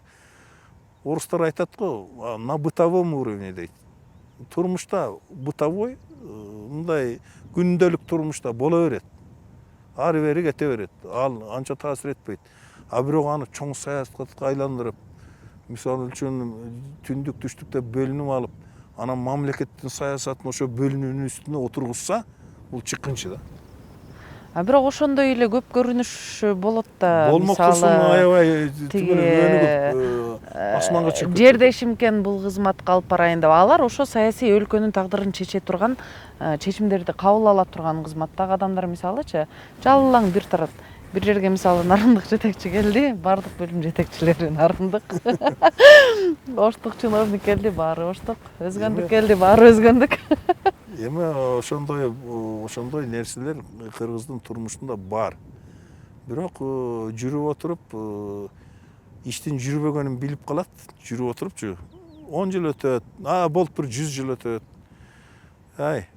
Иш колунан келген кишини алыш керек экен дегенге келет да, жүрүп отуруп. Уже келип атат. Анан кийин кой дейт дагы, анан иши жүрүш керек да. Ишим жүрүш керек. Мен тууганымды алып алсам болбойт экен. Мен иши жүргүзсө кимде болсо алам дейт. Ошондой кимде болсо алам, бирок аз төлөйм. Мен анын эмгегин колдоном дейт. Азырынча ошондой да, кийин андай болбойт. Кийин баардыгы система отургандан кийин система өзү иштейт. Адамдар тандабай калат. Субъективизм деген болбой калат. Система түзүлгөндөн кийин баардыгы объективно чечилет. Өзүнөн өзү эле дөңгөлөк жылып, өзүнөн өзү чечилип кете берет. Биз ошол коомго жете элекпиз да. Ким кайсыл жакты? Азыр жеке кишилерге калтырылган да. Мына бир маселени чечүү бир кишиге калтырылган. Же болбосо адамдар чечет да. Система чечиш керек. Система чечиш керек да. Биз ошол системаны кура элекпиз да, куруп бите элекпиз. Ошо система курулгандан кийин өзүнөн өзү эле кете берет. Мына Америкада мен ачыгын айтайын, мына Байден деген президенттик жасап атат. Ошол кайсы президент? Анын ордуна башка бирөөнү алып келип койсо деле ошол система ошондой эле айлана берет. Ошондой да. Бизде баардыгы кишилерге, жеке инсандарга байланган болгондугу үчүн, мисалы үчүн айталы студияңда. Ошол жерде бир кишинин каалоосуна жараша чечилип калышы мүмкүн да. Же болбосо айталы бир соода сатык борбору дейли. Ошол жерде дагы кишинин каалабаганы деген маселе бар да. Кишинин каалабаганы эмес, система өзү чечип коюш керек. Ошондо анан коом аябай өнүгөт. Биз ошого тезирээк жетебиз. Кошуна өлкөлөргө караганда, биздин айлана чөйрөгүбүздө өлкөлөргө караганда, кыргыздар ошол системаны тезирээк курат. Бирок ал системаны дагы бир адамдын каалоосу менен түптөлөт да, туурабы? Жок. Ал коллективный идея, коллективный ой, коллективдүү күчү менен түптөлөт. Лидери албетте болот. Бир лидер болот да. Бизде азырынча андай лидер жокпу? Лидерлер бар. Так багыт берип, элдин баары артынан ээрчип, ошонун айткан сөзү, мисалы, түрктөр Кемаль Ататүрктүн кумуш сүрөттөрүн элип, футболкасын кийип, мындай катуу сыйлашат го. Бизде азыр ошондой артынан ээрчип, бир сөзүн уга турган, бийик тута турган. 30 жылдын ичинде лидерге болгон ишенимди талкалап кетти да. Азыр тим элечи, Ататүрк өзү тирилип келе калса дагы кыргыз аны жактырбайт. Ой, кичинекей экен деп коет. Мисалы үчүн, муруту бар экен, жарашпайт экен деп коет. Калта эле кос сүйлөп атат могул деп. Ал өзү кызык нерселер көп да. Мисалы, эл өзүнүн лидерин эл өзү жасап алат. Элдин биринчиден ниети түз болуш керек. Ошол лидерди күтүш керек. Мына Манасты кошойлор күтпөдү беле? Өзүбүз эле мамлекет куруп, өзүбүз башкарып эле 6 айда жүрө берсин Манас. Жакыптын жиндиси деген жок да, чоң жинди. Жок. 13-кө чыгат, келет деп күттү да. Бул лидерди күтүү деген болот. Бул дагы Манастын бизге берген насыяты да. Чоң насыят. Лидериңди тап. Биз өзү лидерди ээрчип, лидерди карап окат кылган элбиз да. Анан бизди ошол сапаттан бизди алып койду да. 30 жылдын ичинде, тез эле ичинде жетекчилерге болгон ишенимдерибизди аларга таянып, ошолордун сөзүн угуп, акылына муюп, иш кылуу өзгөчөлүктөрүбүздү жоюп койду да. Азыр ким болсо деле бир катасын сөзсүз издеп ошол замат табат да. Ооба. Мисалы үчүн бирөө келгенде чоң бийликке мен 2-3 кишиден уктум. Өздөрү тааныбайт. Көз эле жаман экен. Жок дегенде ошол көзүн бир жактырбай калган бир жерин таап, анан ошону көбөйтүп ошол жерди. Анан бул бизге жакшылык кылбайт, көзү жаман деп. Анан дагы бирөө айтып атат, бул баласынын көзү жакшы экен, ошол көзү бизге жакшылык кылат деп. Биз мынабу 3-4 жол болуп кетпедиби? Инкылап дейбиз, эмне дейбиз? Ошолор бекер болгон жок. Мына ошонун өзү биздин тарыхый эс тутуумуздагы көп нерсени тазалап кетти. Бул биз башкаларга караганда 100 жыл алдыга кетип калдык биз. Бекер болгон жок, ошонун баардыгы туура эле болду. Ошо биз баскан жолдон кандайдыр бир жол менен бир аз башкачараак формада болсо дагы баардыгы басып өтөт да. Биз аны тезирээк басып өтүп койдук. Себеби Орто Азияда ансыз деле эң эски элдерден ушу кыргыздар анан түркмөндөр да. Түрк элдеринен. Анан булардын тарыхый эс тутумунда көп нерселер бар да. Кырдаал түзүлгөндө ошолор чыга калат.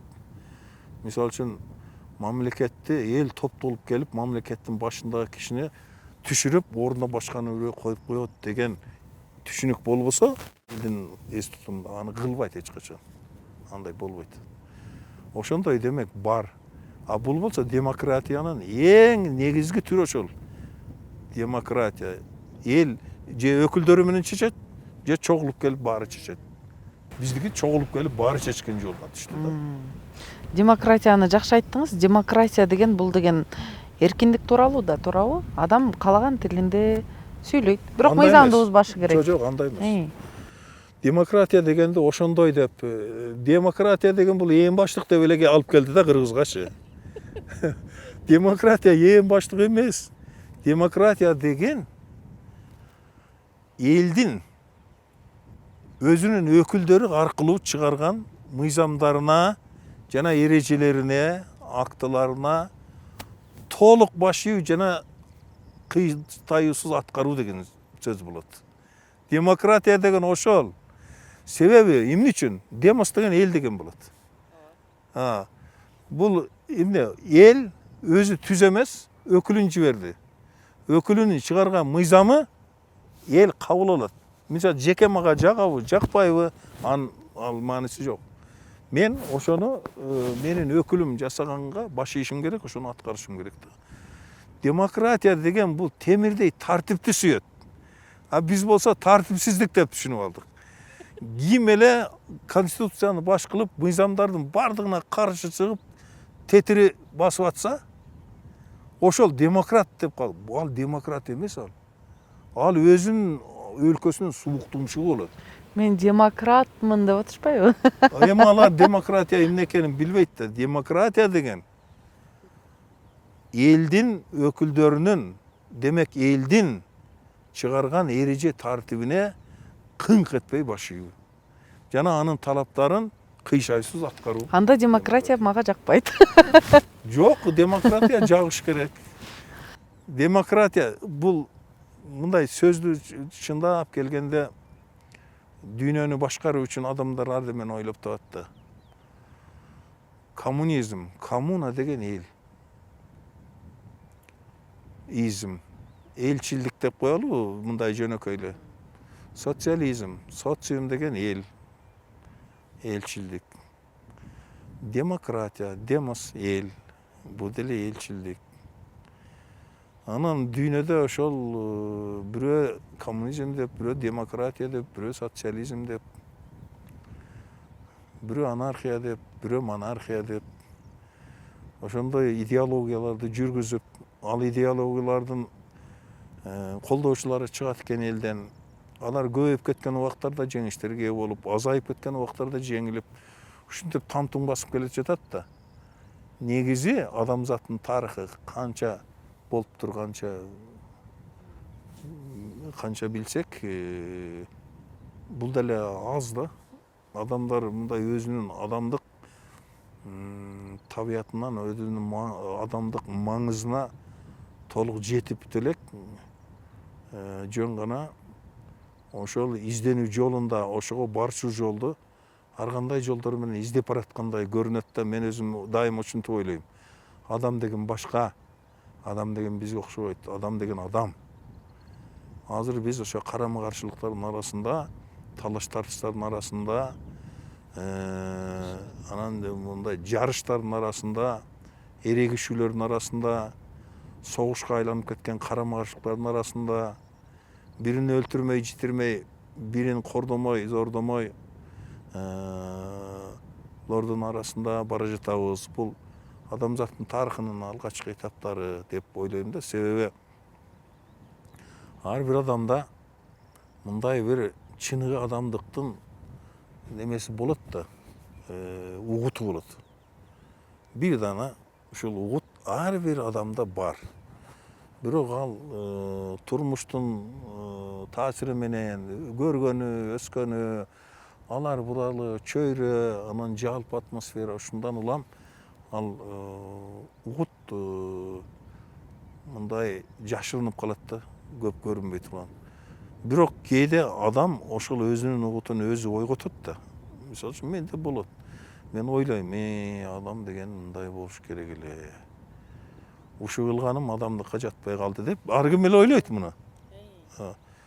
Ошондо адамдыгына кайтып келип турат да адамдар. Чыныгы адамдын образы мындай кыскача айтканда кандай болушу керек? Чыныгы адамдын образы жана периштелер сүрөттөлүп атат го. Ошондон дагы жакшыраак болуш керек. Анда адам болбой калабыз да.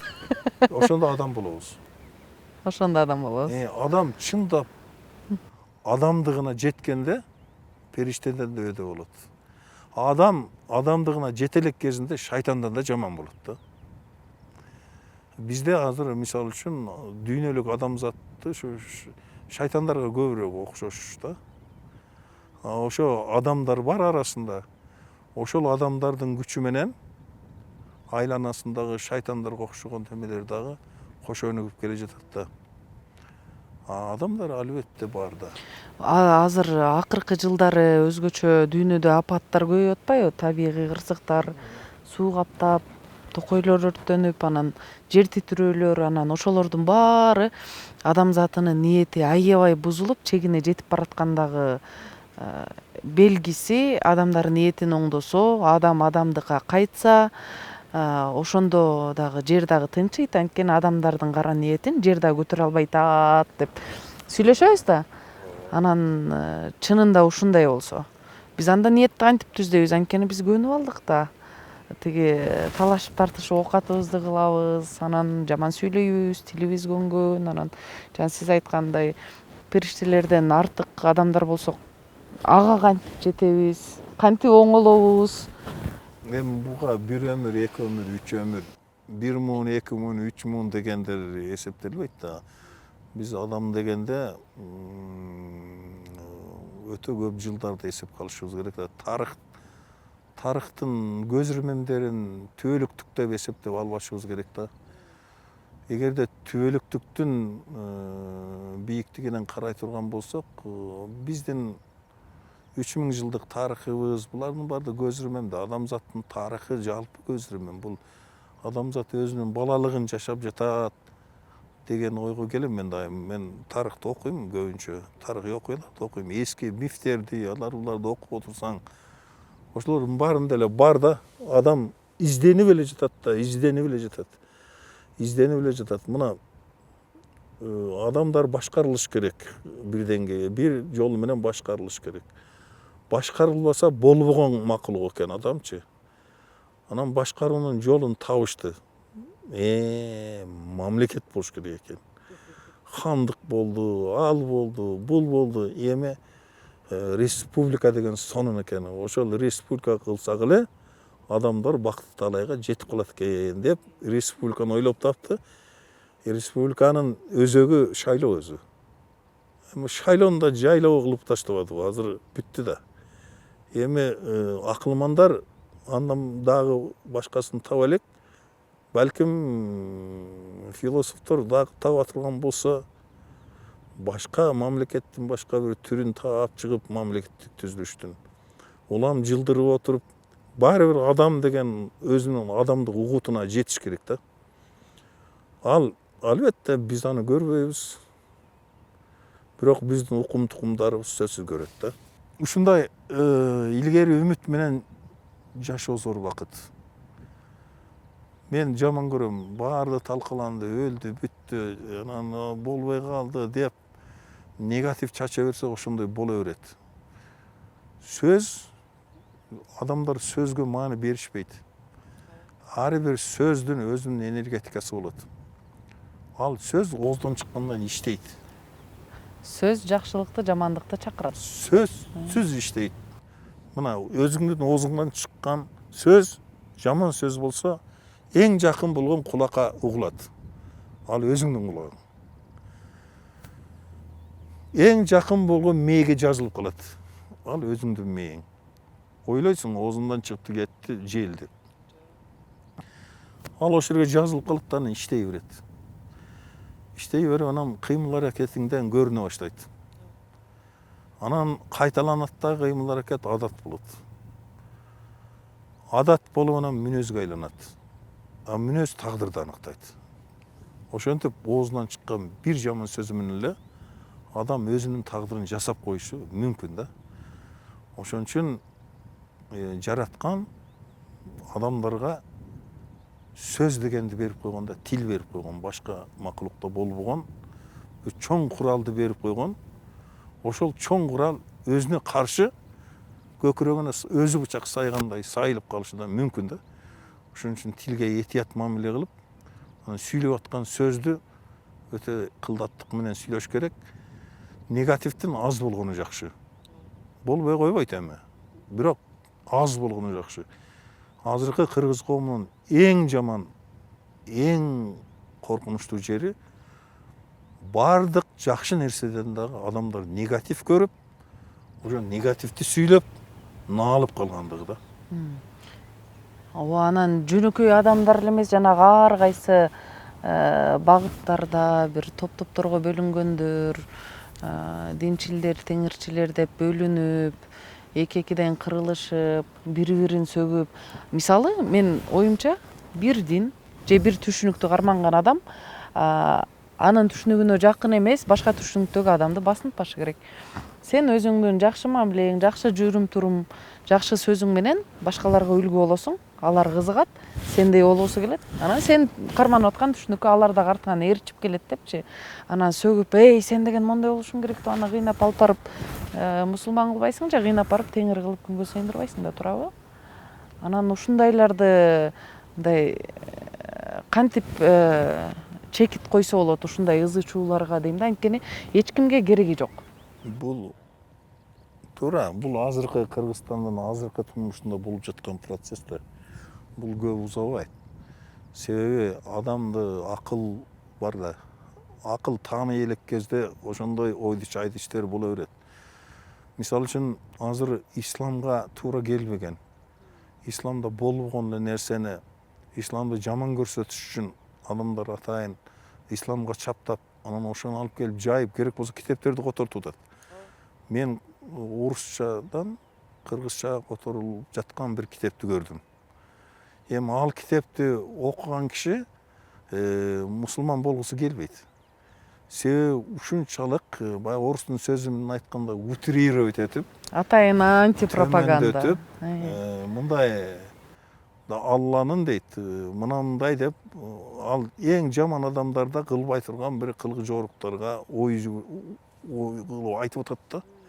Ошону окуган киши атайын ушундайларды жасап атышат да. Чын-чынына келгенде, мындай алганда ислам дини бул дүйнөлүк диндердин бири, китептүү да дин. Анан бул ислам дининин көп жагы илимий негизге таянат.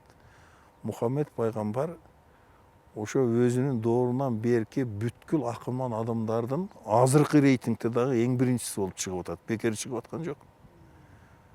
Ошон үчүн ал көп нерсе илимий жактан далилденип жатат да азыр. Курандагы айтылган нерселер көбү түшүнүксүз. Куран өзү башаламан ал тема, бул тема, тиги тема бири-бирине өтө берген сүрөлөр бирин-бири логикалык жактан улабайт. 114 сүрө баардыгы мындай. А бирок көбүн адамдар түшүнбөйт. Анын көбү метафора, мындай өтмө маанисинде болуп калган. Курандын сырын, анын чыныгы, мазмунун азыр адамдар түшүнүп бүтө элек да. Мисалы 30 том тафсир деп коет Курандын түшүндүрмөсү, тафсир дейт арабча. Ошондой жазган кишилер болгон. Ошондо дагы мен эч нерсесин айтып бүтө албадым деген да. Ошон үчүн бул касиеттүү китептер бекер эле айтыла бербейт. Анан айрыкча ислам дининде адам турмушунун бардык тарабы, кыл-кыбыры майда чүйдөсүнө чейин жазылып коюлган. Ал тазалык маселесине келгенде кандай болот? Ошону жасагандан кийин билесиң, ушундай турбайбы? Чындап эле деп. Ошо түшүнөсүң да. Мисалы үчүн намаз окуп атканда күнүгө 5 жолу намаз окусаң, ошондогу кыймыл-аракет, ошондогу кылган ниет, ошондогу жараткандын алдында өзүңдөн күчтүү дүйнөнү кармап турган бир күч бар деп ошонун алдында өзүңдүн алыс экениңди билүүнүн өзү дагы адамдык чоң сапат да. Мен атеисттер жакшы көрбөйм. Атеисттер көбүнчө маданияты жок адамдар атеист болот, билими жок адамдар атеист болот да. Анан кийин ошол дүйнөлүк бир күчтүн бар экендигин сөзсүз түрдө муну адамдар бир деңгээлге жеткенден кийин гана сезет. Болбосо сезбейт. Анан ошол ислам дини, мисалы үчүн, ислам дининдеги Кудай жараткан ал кандайдыр материал түрүндөгү бирдеме эмес. Көзгө көрүнүп турган бирдеме эмес. Же бир жердеги барып отуруп алган бирдеме эмес. Кудай, Алла, мисалы үчүн, бардык жерде деп айтат. Мына ушул жерде да турат. Бардык жерде бар. Демек, баягы эле физикадагы единое поле сыяктуу бүткүл дүйнө, чексиз дүйнө бир талаа деп коет. Мына ошол сыяктуу бир күч экенин билгенден кийин анан адамдардын көкүрөгүнө мындай эме келет да. Мындай жайбаракаттык, камырбастык, бейкапарлык деген түшүнүктөр келе баштайт. Ушундай турбайбы деп каласың да. Анан калган майда чүйдө нерселер өзүнөн өзү түшүнүктүү боло берет да. Анан азыр эми исламга тиешеси жок эле нерселерди ислам деп. Мына мисалы үчүн мусулман. Мунун эң негизги сапаты кайсы? Мумин болуу. Кыргыздар момун деп коет го. Жакшылык кылган кишиге, жамандык кылган кишиге да жакшылык кылуу да. Бирөө сага жамандык кыла берет, сен жакшылык кыла бересиң. Жамандык кыла берет, сен жакшылык кыла бересиң. Бир күнү таң калып сураса, сен эмне? Мен сени ушунчалык кордойм, а сен мага жакшылык эле кыла бересиң. Бул эмнең дегенде, мен мусулманмын. Мен ишеничим ошондой десең, дагы мусулман болуп кетет да, мисалы үчүнчү. Ошончолук жакшы болуш керек.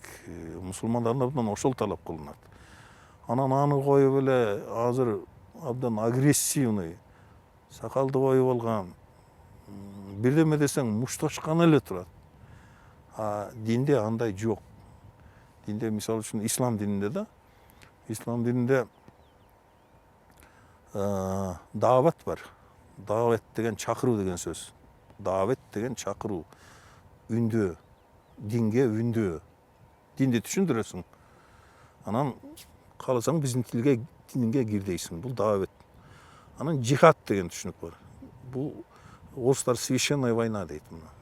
Жихад, казат. Ошо жихад, чоң жихад бүткөн да. Ал пайгамбардын убагындагы чоң согуштарда, көп кишилер өлгөн согуштарда бүткөн. Азыр эми мындай жакшылык менен, жакшы сөз менен, өзүңдүн жакшы сапаттарың менен динге тартышың керек. Биздикилер болсо бирдеме десең эле мушташканы жүрөт. Бир тууганы сүйлөшпөйт. Атасын урайын дегендер бар да. Ошолор мусулманбы? Накта тозокуда булар. Накта тозокулар да. Биз жакын арада тиги уулум бар да, уулум экөөбүз Дубайда жүрөбүз, анан апа эң бийик эмне деп атпайбы? Анан имараттарды сурап атат, анан Бурж-Халифпи дедим да. Мен ойлонгон жокмун, башка нерсени сурап атат депчи. Анан Бурж-Халифпи десем, жок, сдаешься дейт. Айт десем болсо Кудай деп атпайбы. Анан Кудайдын досу ким билесиңби дейт. Менден сурап атат. Ким экен, жакшы балдарбы дедим да. Жакшы балдар Кудай менен дос болот. Жок, мечитке барып намаз окугандар Кудай менен дос болот. Менин улан атам Кудайдын досу деп атпайбы. Анткени менин жездем бар, ал дайыма мечитке барат, 5 маал намаз окуйт, ушундай жүрөт да. Анан аябай таң калып карадым да, 5 жаштагы кийип кичинекей бала. Бир адамдан көрдү. Туура жүрөт, туура намазын аткарат, агрессиясы жок. Отурган жеринде арда соркондо бара калып ар кимге абат айтпайт, баса калып ай мондай болгула, мондай дебейт. Жөн гана өзүнүн оокатын кылат. Бирок ошону көрүп, жаш бала да таасирленип. Анан намаз окуганын 1-2 көрүптүр. Жума намазга бир жолу ээрчип барыптыр. Анан ал түшүндү. Жакшы экен, мен ушундай болом деди. Анан таң калдым. Демек ушундай үлгү болсо болот. Болот да, ошо. Баса калып аны тарбия берем деген жок да. Үлгү да. Үйрөтөм деген жок. Сүннет деген ошо үлгү. Пайгамбардын кылганын кылуу. Ошол сүннет болот. Анан кийин жөн эле сакал койсо деле сүннет деп, аял алса деле сүннет деп. Биздикилер ошо исламдан эң пайдалуу, өзүлөрү үчүн пайдалуу алган сабагы бул 4 аял алуу уруксат деген нерсе. Менин оюмча ушул да. Эң көп айтылган сөз, интернетте да көп жазылат. Ой, эме мусулмандарга 4 аял алса болот. Аны мыйзамдаштырыш керек деп бир активист аял дагы чыккан. Аялга кандай кам көрүш керек, кандай мамиле кылыш керек деген сапаттарды сиңирбей, анан 4 аялдуулукту гана сиңирген мусулманчылык эмес да ал деле. Мындай да. Бул аял алуу маселесине, турмушка чыгуу маселесине келгенде, бул көп элдерде ар башка чечилип жүрөт да. Мисалы үчүн, мындан 30 жыл мурда Монголияда мыйзам бар болчу. Мисалы үчүн, бир аял 5 эркекти күтө алат. Бул жакшы. Анткени бир эркек бир аялды бага албай калып атпайбы? 5 өлүп баксын, бири иштесин. Себеби аял жок. Аял аз. Коом бузулуп кетет. Ошондуктан эң улуусу, ошо мыйзам боюнча эң улуусу башчы болот экен. Ошол расписание түзөт экен, жолугуу күндөрүн. Балдардын баардыгы ошого жазылат экен. Анан дагы бир башка мисал. Мисалы үчүн Кыргызстанда мына биздин урууда илгери согуша берип адамдар, эркектер калбай жалаң кыздар калыптыр да. Ошондо биздин аталарыбыздан бирөө барып фетва алып келген экен. Эгерде ошондо эл бузулуп кете турган болсо, анда эгерде аялдар макул боло турган болсо, макул десе, анда элдин кызыкчылыгы үчүн бага алса, алсын деген фетва алып келип, анан эл аман калып, кайра эл көбөйгөн да. Ошондой кылып кырдаалга жараша чечкен да. Мыйзамдардын, диндердин деле ошол адамзат турмушуна жараша карала турган, чечиле турган маселелери бар да. Мисалы үчүн биздики Абу Ханафи мазхабы деп коет да, кыргыздардын тутунган ислам тармагы ошондой. Биздики тарикаттар, алар башка. Бул Абу Ханафинин түзгөн системасында исламдын эч бир эрежеси бузулбайт, баягыдай эле. Бирок элдик салт эсепке алынат. Так биздики да бул. Биз ошол элдик салтты эсепке алып, исламдын эрежелерине каршы болбогон салт кайра анын эрежелерин андан да сулуу кылат экен да. Андан да пайдалуу кылат экен. Ошон үчүн буга жол берген да. Бул эмнеден чыгат? Бул экосистемадан чыгат, жаратылыштан чыгат, адамдардын менталитетинен чыгат, тарыхынан, мүнөзүнөн, ушулардын баарын эсепке алганда ошондой чыгат да. Мисалы үчүн бир нерсени ишкембе деп коет. Ишкембе деген ич эт. Малдын ич эти. Арабистанда күн ысык. Соёруң менен анын жаны чыгары менен ичегилерди чыгарганда гельминттер түтөп чыгат. Гельминт деген ичиндеги мителер. Ирип кетет. Аны жегенге болбойт. Жеген киши кулданып калат. Ошон үчүн ал жакта ич эт желбейт. Кыргызстандын шартында, Кыргызстан деген жердин бейиши эмеспи? Мустак суу жаныңда агып турат. Кааласаң ысытып ал. Ал ичеги коюп койсоң ирип кетпейт. Аны тазалап туруп жесе, составы жагынан дагы, таасирдүүлүгү жагынан дагы ошол ич эт эттин эң мыктысы да. Ошон үчүн арабтар деле бул жерге келгенде ошо ич эттен жасалган тамактарды жешет. Пайдалуу экен бит. Арабистанда жесең өлүп каласың да. Бул жерде жесең өлбөйсүң, кайра ден соолугуң жакшы болот да. Бул эмне? Бул экосистеманын тарыхы. Ошого карап мусулмандар көп нерселерди акырын экосистемага ылайыктап өзгөртүп алган. Өзүнүн салтына карап. Мына Чубак ажы абдан билимдүү болгон, бейиши болгон, билимдүү киши болгон. Анан кээ бир нерселерди сураса айтып туруп анан аягына буга бирок кыргыз салты жол бербейт деп коет. Салты жогору коет. Болот дейт, боло берет. Бирок буга кыргыз салты жол бербейт дейт. Болот деген сөз ал милдеткерсиң деген сөз эмес. Биздикилер милдеткер сыяктуу кылып түшүнөт да. Ошон үчүн бул туура эмес.